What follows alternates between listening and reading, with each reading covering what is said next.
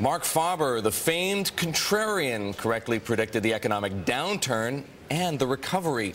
Now he's warning investors to be cautious about buying U.S. stocks at current levels and says it may be time to sell on good news. Marc Faber, editor and publisher of the Gloom, Boom, and Doom Report, is with us this morning from Hong Kong. Marc, always a pleasure to speak with you. You have said you don't expect U.S. equities to end this year higher. I suspect, though, you probably agree that there's going to be more volatility. And if that's the case, what kind of low might we expect the S&P 500 to set during the year? Well, basically, as you know, we bottomed out a year ago, March 6th, at 666 on the S&P. And then we made a high on January 19th at 1,150. And then in February, we corrected down to February 5th to 1,045. And now we're again above 1,100. I'm not so sure that we'll make new highs, but if we make a new high above 1,150, I don't think it will be that far above the 1,150 level, maybe 1,200, and that thereafter we have a bigger kind of correction on the downside. How far might it go down if that correction comes to pass like you predict? Well, I think if we make a new high, then I wouldn't rule out the correction of at least around 20%.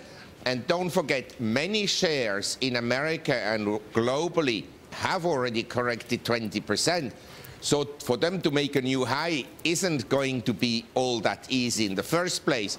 So what we could see is a new high in the S&P and the Dow Jones that is not confirmed by the new high list. In other words, you will make a new high with fewer stocks making a new high than in January.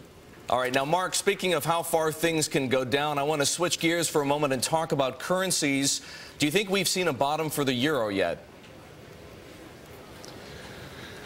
Well, the euro made a new high against the US dollar at 151 on November, I think, 25th, 2009. And it was a false breakout move on the US dollar coming out of a wedge. And then we had the big correction down to 134. In other words, the dollar strengthened considerably. Now the euro is very oversold, and the news has been horrible. Everything you've read has been a disaster for the Eurozone. And I think the euro now can rebound to around 140.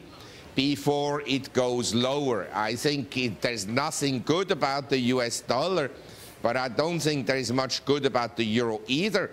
And what you have in Europe is indirectly also monetization of the debt.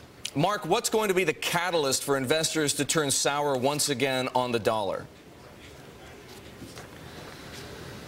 Well, I think when investors realize that the fiscal deficits aren't going to come down, that they'll stay very high, when they also see that one state after another is essentially bust, like California and Illinois, and when they see that monetization will become inevitable in the long run, I think at that point the dollar will be weak. But don't forget, it may not necessarily have to be weak against the euro. Both currencies are sick, and so both could go down, and then ultimately you just have one or two sound currencies, notably precious metals, and I think the Asian currencies will then probably also appreciate against the euro and the US dollar, but notably precious metals will then be strong.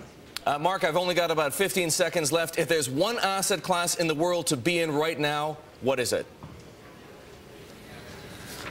Well, right now, as of today, I would probably go long the euro, and I would probably be long US Treasury bonds, but only as a trade for the next, say, 5 to 10 days, and then we'll have to see further.